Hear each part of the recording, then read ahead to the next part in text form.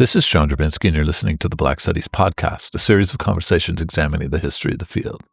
Our conversations engage with a wide range of activists and scholars, senior figures in the field, graduate students, and everyone in between, culture workers and political organizers, in order to explore the cultural and political meaning of Black studies as an area of inquiry and its critical methods.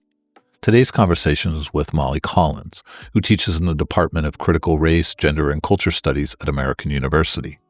Along with numerous scholarly and public pieces, she is the author of Scrap Theory, Reproductive Injustice in the Black Feminist Imagination from 2024, and is a practicing birth, postpartum, and pregnancy termination doula, and a trained perinatal and infant loss advocate with The Womb Room in Baltimore, Maryland. In this conversation, we discuss the intersection of race, gender, and questions of reproduction and its transformative effect for the study of Black life. Good morning, Molly. How are you today? Hi, John. I'm well. How are you? I'm good. Actually, I have a lot of complaints coming off of a fall break about having to teach today. I was already complaining. Just made you an involuntary professional therapist about it. But I'm great. I'm enjoying the early fall weather in the DMV. So, and I've been really looking forward to this conversation. It's really great that you made time to be on the podcast. I think the kind of research that you do and interests you have are really important for a way of thinking both about the past and the future of the field of Black studies. And so having your voice as part of the series as an individual obviously is important, but also just in terms of the kind of concerns you have, I think it's just going to be a really fantastic contribution. So thank you for making the time and welcome. Thank you so much. I'm excited to see where the conversation will take us. Well, let's start the conversation with, we'll have a chance to talk about how you think about the field of Black studies and talk a little bit about the kind of research you do and how you think it connects with the field, extends and intervenes and so forth in the history of Black studies. But I wanted to start really with a more personal question and just ask you, what is it that drew you to Black studies and maybe more broadly, what drew you to the study of Black life and what keeps you, sustains you, keeps you connected to this kind of work? It's such a great question. As I had mentioned before we started, I think really my upbringing compelled me to be just to ask these questions about Black study, right? Because my questions about Black study, not that my research is very, egocentric, but I think it's really about me trying to discover myself as a young person. And so I grew up in rural Wisconsin, off the grid, no electricity, no running water, very little access to the internet and phones and things like that. So as you can imagine, I was also, besides my twin, I was the only Black person in this very small town of whiteness. And in the year of 2010, we were the first Black people to graduate from our high school. So I always joke we're late integrationists. But that is late integrationists. It's an amazing memoir title, actually. Thank you. Right. So I think, the thing about my mother, who is white, she kept an amazing library in our home and in a huge library of Black novels. And so I think reading those as a really young person and, things like The Bluest Eye helped me. It gave grammar to what I was experiencing. It helped me have imaginative relationships with some of these characters when I couldn't have, very material and physical relationships with Black folks around me. And so early on in graduate school and when I began, really even just in my undergraduate career, I was always asking questions about Blackness, Black femininity, Black feminism. What is my work to do, right? And how can I find myself along in that process? And while I'm working on this larger project of Blackness or Black studies, how do I fit into it? And that's really been the question that's been carried throughout all of my studies. So it's amazing the way the home library functions in so many of these sort of initial comments in the podcast, and it is often relevant in different ways. Obviously, it's everybody has their own sort of home, and therefore the library is relevant in that way. Was it your experience in sort of K through 12? So that school time. Was it your experience of like a complete disconnect between the home library and the school sort of library, right? The school idea of what education was, or was it, or were there some relationships there? I mean, because we're really living in a moment of scaling back, sort of non-white, sort of wealthy European centric U.S. Education, but the 90s and early 2000s still had elements in curricula that, I mean, I'm just interested in how that connection between the home library and your sort of K through 12 schooling connected. Yeah, I mean, I come from a pretty or rather large family. I'm one of 5 children, and so what's interesting is my very much my identity around, I guess, intellectualism in general was I had an older sister who was like incredibly brilliant, and she was always seen as the smart one. And I think that I'm that in my family. Okay, yeah. I don't think to be honest with you, and maybe it's just like being like youngest or a twin or something. I don't think my mom knew I was reading like that. To be honest with you, she knew we were outside doing things, but I don't think she knew that I was reading and writing the way I was from a really young age. And I, this community that I grew up in was actually home to, at the time, it was the first free Waldorf school in the country, and that brought people in from all over the world.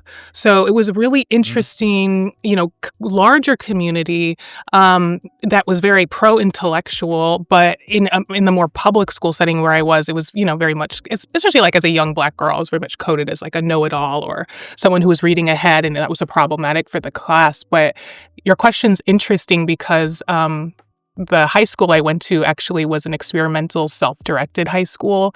So we were simply given the benchmarks for what needed to learn 9th through 12th grade, and I could learn anything I wanted. And so, I was 14 and I had developed classes. I was writing syllabi for myself on Black feminism, or what it was like, Harlem Renaissance, for instance.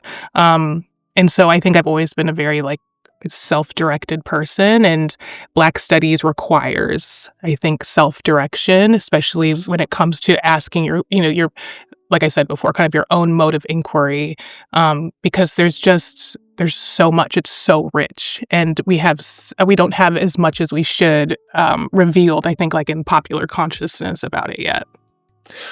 Okay, I'm glad I asked because, of course, there are 2 very different versions of a small rural Wisconsin school system. There's one, I think, the kind of a caricature out of a movie, but also Waldorf and an experimental, self-directed high school. Did you go to a self-directed college? Actually, I'm not sure where you went to college. No, I went to a Big Ten. I went to the University of Minnesota, Twin Cities. Oh, yes. Yeah. Actually, you did mention that when we were talking before. Yeah, I taught at Hampshire College, which is a self-directed majors school. So I was like, oh, you would fit right in at Hampshire, or maybe you needed a little bit of, I'm tired of putting together my own syllabi. Yeah.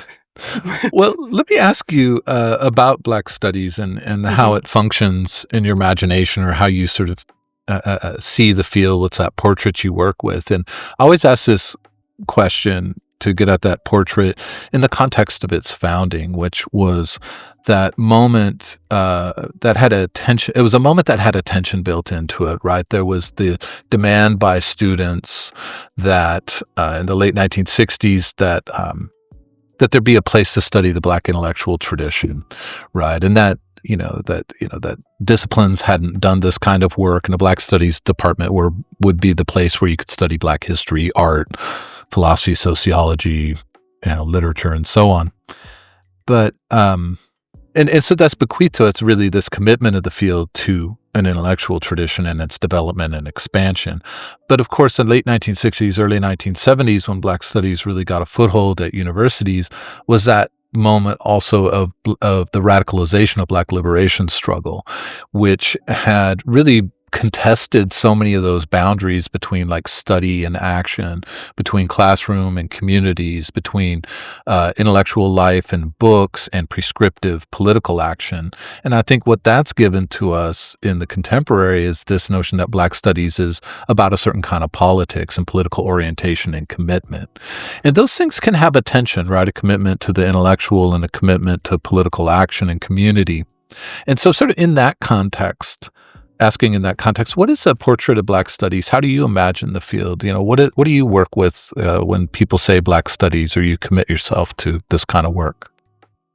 Yeah, that's a great question. I think early on in my PhD studies at the University of Delaware, I had a professor really impart on us, the Black students that were in the department, in the English department, that, our project, this academic project, we needed to have a cultural accompaniment to it, right? We had to have something, this public humanities component that really enlivened and informed the more institutional project that we were undertaking.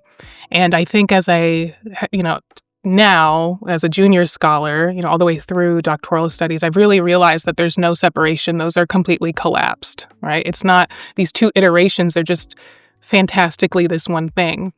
And for me, I think, that portrait, as you put it, like, it doesn't fit in it. Even though they're collapsed, they don't necessarily fit in either place sometimes, or they're not legible in either place. And that can, set you up for attack in a lot of different ways. It can also be very beautiful, and you can be very legible to a lot of people in a lot of different ways.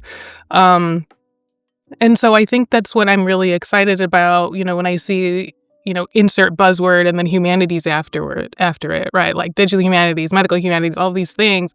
I think really, what we're doing though, and I've really leaned on some of these interdisciplinary projects, is to help me, again, ask questions of how Blackness disrupts and how Black studies really problematizes just the question of institution altogether. And so, I ask questions of my students, what are we even doing on this campus, right? You're at UMD, right? The first school of dentistry and in the world. And we know that, there were enslaved Black children that occupied that campus in College Park, and who were the test subjects, right, for those dentists. What does it mean to study Black studies on your campus? What does it mean to study Black studies on my campus at at American University, which is home to, one of the largest CIA and FBI recruitment centers in Washington, D.C.? How does what we're doing in the classroom not only disrupt that, but how does it collapse and capitulate to it sometimes? And so I think, in the present moment, I really encourage myself and my students, though, to think of us, within that larger Black radical tradition, but then we have to be really clever about the ways we're asking these questions and how we want to continue to study both, in the institution and outside the institution, to really radicalize, again, not just ourselves, but what's going on in these spaces. Thank you for that. I think there's something so important about the way you put it in terms of American University, University of Maryland, because it's true for every university where Black studies and Black study is taking place. This reminder that we ought to think really hard, not just at the level of thought, but also in terms of our practices about what it means to do Black studies in this particular place. Mm-hmm. A couple of podcasts have mentioned this before, so raised even as a critical question, like, what does it mean to do Black studies in a place without Black people, right? A university mm-hmm. without Black people. What does it mean to do Black studies at University of Maryland in PG County, that's, the single, highest, concentration of Black wealth in the country, right? And an mm-hmm. overwhelming majority Black county, but not represented in the student body. Mm-hmm. But, so all these ways of being local, but also historical, as you say, mm-hmm. right? We have the 1856, I think, project that just concluded that is trying to sort of reckon with the history of the university and slavery. But when I say just finished, it is 2025. It's like, the way that hasn't been taken seriously until this committee, but we all know these university committees just bury their documents in an archive somewhere mm-hmm. 9 times out of 10. But also it was not run through the Africana Studies department. Mm-hmm. It was run mm-hmm. through history and information studies and the library. And so I'm going obviously going into sort of autobiography at this moment, but I think we all every university or every institution has these stories of the relationship of the place to Black life and Black history, and so thinking about Black studies in that context, I think it does put such a demand on us. I think about it all the time, and I'm unresolved on what that means. Like in the sense that I don't have like here's the 5 things you have to keep in mind, but that would not be the point. The point is to like ask that hard question. I ask it of my students, which is really interesting because they're like, I never thought of somebody, having been enslaved in the Quad. Human beings were bought and sold on this campus, and we have no memorials. What does that mean? And then they stare at me like, are you going to give us an answer? And I'm like, nope, you've got 4 years to figure it out, or 5 or 6, depending on how long you stay. But all that's just a long sort of excursus to say, I think that is such an important question, like the FBI and CIA recruitment at AU or at George Washington or Georgetown even. Yeah. Yeah, I have to ask myself in classes, when I'm teaching, an intro class of, African Americans in America or African Americans in the diaspora or Blackness in Brazil. And all of my students are political science and state these like political science and they're in their school of international service. Which is a state-sponsored school on campus. And I have to ask myself, I'm like, to what extent am I teeing them up to just know the communities that they're going to exploit? That's, those are deer in the headlight questions that they contend with. But the truth is that, a lot of my students are, once a semester are coming in late because they went to the recruitment. They went to the recruitment meetings, right? Or they're sitting for their exams for the CIA. And so, those are real questions I have to ask myself. And it also kind of throws me into a tizzy about what's like the integrity of my work and to what extent do I want to be subversive in my work and my teaching. Yeah, when they come back from those meetings, there's always the Hugo Chavez at the UN option. Remember when Bush had given his speech and he was like, it smells like sulfur up here. It smells like the devil. But it may not be good for job security. It's interesting because when you were talking about the American University having this, I didn't know there was like a whole state-sponsored school at the private university. That's interesting. But I so freely use the phrase area studies at UMD. It doesn't really have that. I mean, it has other issues, right? But it's not really that kind. It doesn't have that wing of the campus, right? Or that presence on the campus. But of course, area studies as a phrase, its origins, I mean, this is old, as 50s and 60s. So I think I don't think it's all that relevant now. Other people do, but I don't know if I would say area studies if I was at GW or AU, and that makes me wonder about these kinds of things, like getting comfortable with these phrases where area studies, African studies, that's a really great example of like the CIA was like, we need to know more about this. Let's fund these programs. But also maybe there's a point at which, organizations in Black studies need to consult with anthropology, which I think as a field has done a lot of reckoning with, having done that same work in the past and trying to think of non-imperial models of not teeing them up to exploit, as you said. So that might be Ashley and I have been talking about evolving parts of this podcast into topics rather than individuals. And this would make a really interesting one, actually, about Black studies and like complicity with state imperialism or, something provocative like that. So I will note, you could be one of those guests. Thank you.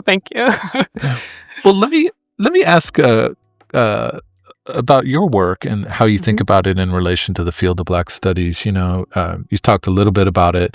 You work in cultural history, Black feminist sensibilities, gender studies, and there's so many insights. I think that combination of critical frames and orientations have for the field of Black studies. And so I'm interested, reflecting on your own work, how you think what you do both fits into the past of Black studies and how you think it pushes new boundaries or opens new horizons. So I have to admit, I was just listening to your interview with Michael Harriot, which I was fangirling about. So I tried kudos to to you. hold in my fanboy while I was talking. It's always hard to, talk to somebody. I'm like, I love you. But anyway, Yeah. No. I mean, it was like amazing. But he had you all were talking about the idea of wokeism, and all the he had that great take on how there's really no difference between what people demand now, Black folks are demanding now politically, and what they were demanding 50, 100 years ago. And I think that in a word, what my work does is hopefully that, which is shorten the historical distance between, the demands specifically of Black women and Black families and Black children, and, the demands that they made, maybe not, in this very public or political sense, but the demands they made by existing and continuing and fighting to exist, and now, right? And then also, what we do with that in the context of things like reproductive rights and, abortion and, the right to raise children in healthy and safe environments. And time and time again, maybe it's just, because I'm a homegrown nerd, but I think that the best way to investigate these questions for me, right, and from my vantage point, is always through art. It is always through literature. It is always through what we imagine is a secondary resource. And I say imagine because, again, I think the work of Black women, children, families is that, they, again, to use this word, they collapse what a secondary and a primary resource is. And I love using art. I love using cultural production as documentation for the experience of Black people throughout the 20th century. I love that. I mean, you don't have to convince me as a humanist who loves the same things and it gets a little bit tired of the insistence that that's not evidence. It's how people have made sense of their lives for millennia. Always, I just got done teaching it last week, actually, a couple of essays from Angela Davis's Blues Legacies book, and trying to convince these first semester students. So trying to create a long shadow of this, but that, Bessie Smith and Ma Rainey were not just entertainers. They were carriers of ideas of liberation and agency and anti-slavery and abolition of racism and all of these sorts of sensibilities through their actual performance and music. And, Black Studies opening up that field of what evidence is always been a thing that I think is amazing. But it's been amazing and produced so many things in the past, but also for the future. It's like there are always more like everyday archives, archives of everyday life, whether that's popular music or pamphlets or, we talk about Michael Harriot. I mean, I think a lot of what he does is just take things from, somebody's kitchen table and spin an entire story of history out of it. I love that work of Black Studies. All to say, the what is evidence and what is archives, when expressive culture takes a center stage, I love that. Yeah, I mean, we do it in our class too. I think, in my classes, we establish early on what is your public, right? Like, who are you speaking to? What are you doing here? What are you thinking about? And who are you going to repeat this to? But then also we think about what are our archives. Because I think scholars need to be asking ourselves this question, not just on a, like a fellowship application of like, what archives am I going to? But I think so much of my work, and I'm glad you used the word like irresolution earlier, right? And I've been thinking about that when, students kind of stare at you and they're like, what's the answer to that question? And I'm like, listen, I don't know. I'm like twisting in the wind like you are, right? But so often my experiences of going to archives are, we have this romantic scholarly story of I go to the archive and then I think I'm going for one thing. And then I find out it's really this other thing that has emerged and it's very romantic and it's very juicy. But the truth is sometimes I go to archives and I realize I have done the work that I need to do and that the work doesn't need to go on beyond that. Right? Like I go to the archive and I'm like, oh, I think I was supposed to read this thing, this specific journal of Margaret Walker, but it's not turning into a book. It's not turning into a larger project, but I'm very grateful for what this iteration of my research gave me. And I think, artwork can be that perennial resource for students too. And it's just like you said, it's like the archive is everywhere. It's on your phone. Yeah. I will shout out one of the grad students here who, I'm not a director of her dissertation, which makes me sad, but Fatima Sek, who's working on the kitchen as an archive in Senegal, and seeing it in Senegalese literature, but just thinking about, the construction of a kitchen as its own transmission of knowledge like that. Wow. Anyway, this is just in some ways just a twist then on this. You mentioned that you'd done your PhD in an English department. And that's a disciplinary doctoral education. I think that English departments tend to be pretty expansive in terms of, what they think of as their archives, what they think of as topics and resources, but it's still a disciplinary education. Literary study is a very specific thing. But your current appointment is in a Department of Critical Race, Gender, and Cultural Studies. And so I'm interested in hearing you talk a little bit about how that trajectory from a discipline to a non-disciplinary setting in your education and now career, postgraduate career, how you think that has shaped the way you conceive a research project, and also how you conceive and execute a classroom. Oh, these are big questions. These are job interview questions, John. No, but they're Well, it's a dress rehearsal for any job that you might apply for. yeah, right. No, I mean, so even though it was a disciplinary department, I began my PhD journey at the University of California, Irvine in culture and theory, which is, now like the home of Afro-pessimism, but, is the most interdisciplinary place, I think, theoretically for me. And then when I left to go to Delaware, I was a fellow it was an African-American Public Humanities Initiative fellow that was directed by Erica Dunbar and Gabrielle Foreman and Tiffany Gill. And so that was really, they were like, you are someone who's committed to community work, community engagement, and translating in air quotes, this academic journey in more of like a public way, I guess. And so I would say my graduate studies were always very interdisciplinary, and I was always encouraged and empowered to say no to what the English department was offered, so much that I don't think they enjoyed me being there very much. But you know what? That is just, what happens when you're doing Black studies. And I just have like a quick example.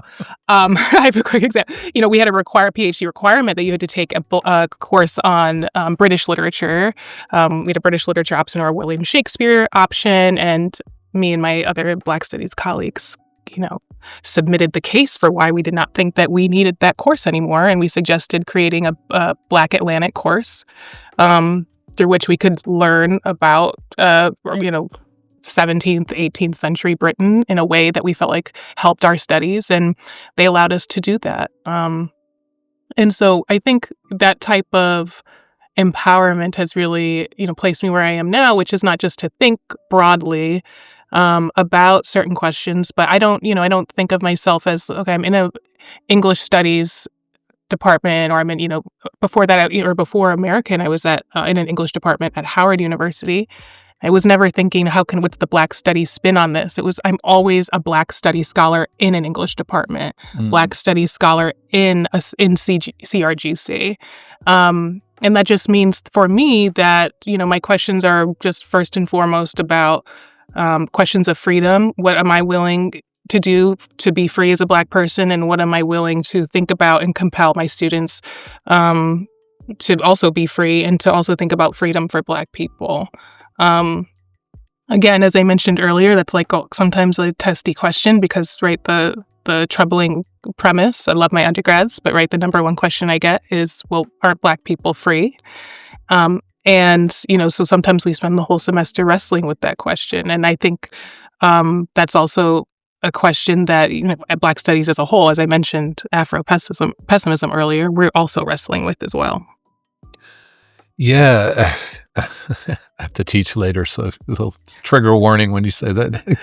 I have a couple of students who are pressing that, like, why are we still talking about oppression? I was like, have you looked outside? So let me ask you as one of the final two questions. Thinking about the history of Black studies and its future, but especially the history of Black studies, what do you think that the field has done well, and what do you Mhm. think it has not done particularly well? I think what the field has done well is, in some ways, shaming students or new people who are new to the topic or the subject or the school of thought for not knowing more. I think that's something I'm really teasing out in my own teaching is I have so many, not just Black students, but students that are interested in Black studies who are just so afraid to, I mean, the insecurity in the classroom is real, but so afraid to like ask questions or so afraid to have a take on something because they're just so afraid that it's going to be wrong. And it translates to me in a different way than other disciplines I've been in. Right. Hmm. Because we live, as you said, like just look outside, but everything, I think we're in such denial about how flammable everything is right now. And I do believe that younger folks, I think students are feeling that very acutely, even though they may not be able to name it all the time. I also think what Black Studies is doing very well is, for me, and what I think about is expanding questions about gender and sexuality and reproductive justice, not as, necessarily like a cisgendered women's issue, but as an issue for everyone across the expanse of gender, especially when we think about, how we occupy spaces of incarceration or, academia and things like that. But if I had to think about what it's not doing well, was that part of your question, or Yeah, yeah. am I being pessimistic? No, I always ask, like, what do people think is not done particularly well? Usually people try to avoid that one, so I'm glad that you followed up to ask. No, I think I think it's important that no field has done everything well. I mean, that's why it's a field. It can evolve with things that it doesn't do particularly well. Yeah, I mean, I think I wouldn't say we haven't been doing it well, but there's always room for improvement around, I think, independent scholarship. I think we are actually in a moment where, I think we have our maybe top 10, 15 huge Black studies scholars, and we've really bought into this idea of celebrity in Black studies, where that I think is so antithetical to what Black studies is about. It is worshiping the same 5 writers. I think that it has always been such a grassroots and decentralized form of study, when it was lowercase b and lowercase s, that no one would have ever dreamed of just citing, the same 5 people. And I think that's something that we need more independent scholarship, and I think non-institutional scholarship, and I think that needs to be recognized the same way that institutional scholarship is and does. That's really interesting, and I think about, it was interesting because when you first started talking, I thought this, and then you said it, so therefore I was really happy. So the thing that I was thinking, but it's like that question of like, what is it, how have we limited what the resources are for the field of Black studies around, whether it's fame or canon or, the kind of the same thing. I think canon is just a fancy way of saying the most famous people. Mm-hmm. But the way the sort of, not the solution, but the rejoinder to that is actually, as you said, that's the founding of Black studies. Like this is not, the founding of Black studies is not, the 15 famous writers, but we're also, it's 50 something years of the field. And, that question that you have is a question I've been asking myself, and I ask it theoretically, but then the really troubling moment is looking at my own syllabi. I think everybody looking at their own syllabi and like, in what ways, do we stay committed to that proliferation of sources that made the field possible, right? That made the archive of Black studies, so omnivorous, right? There's so much to eat, so much that eats us, right? As we read and think.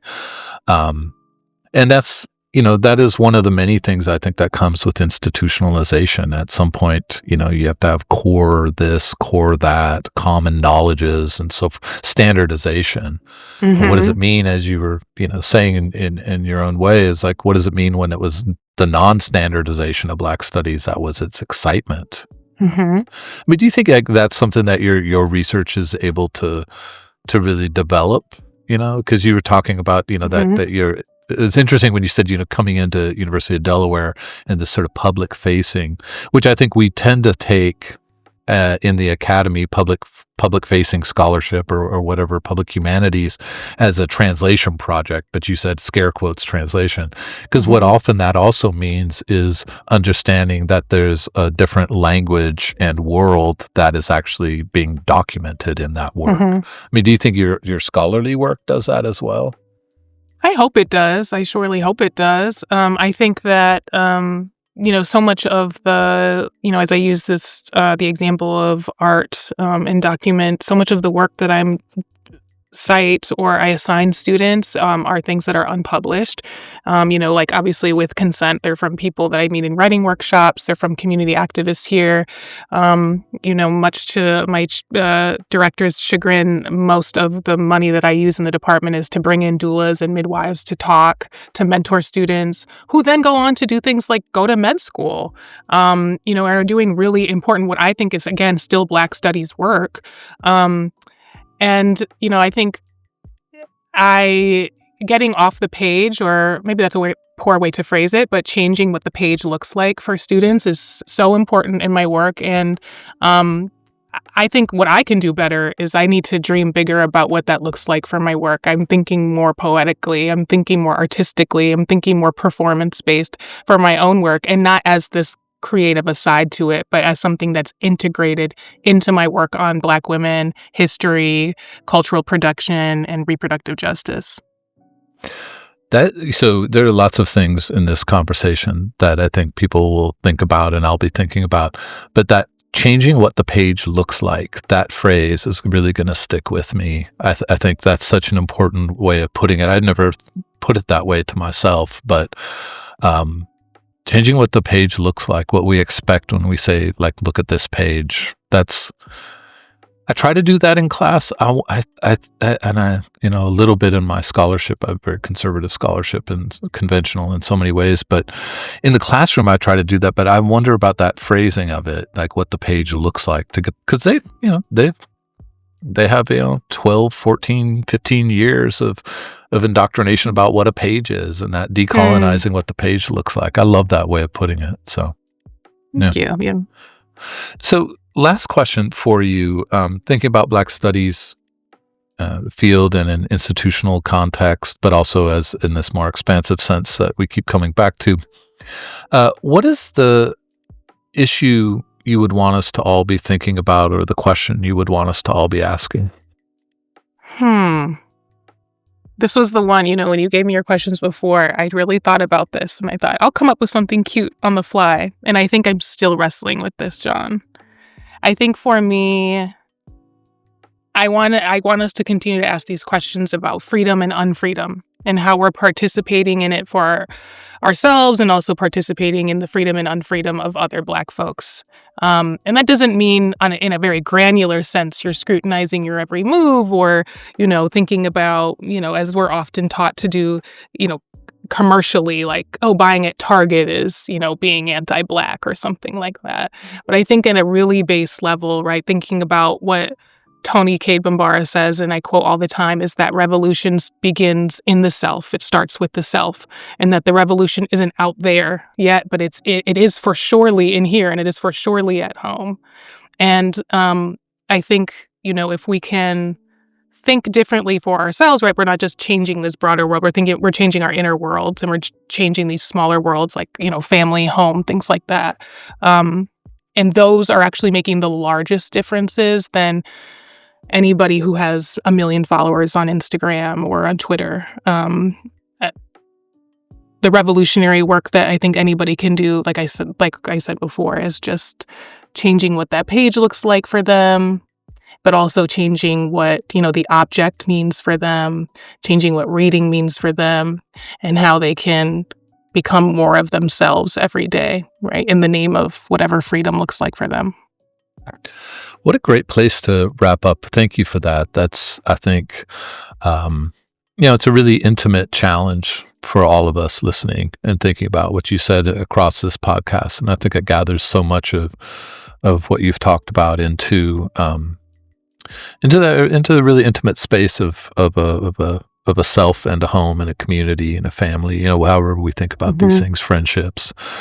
So thank you for that. I find that to be a really moving challenge, and Of course. among many things, makes this a great contribution to the series. So thank you. I really appreciate your time, and your thoughtfulness has just been amazing, and I love having this as part of Black Studies podcast. So thank you. Thank you so much, John. I appreciate your time. All right. Have a great rest of your day. You too. All right. Bye-bye. Bye.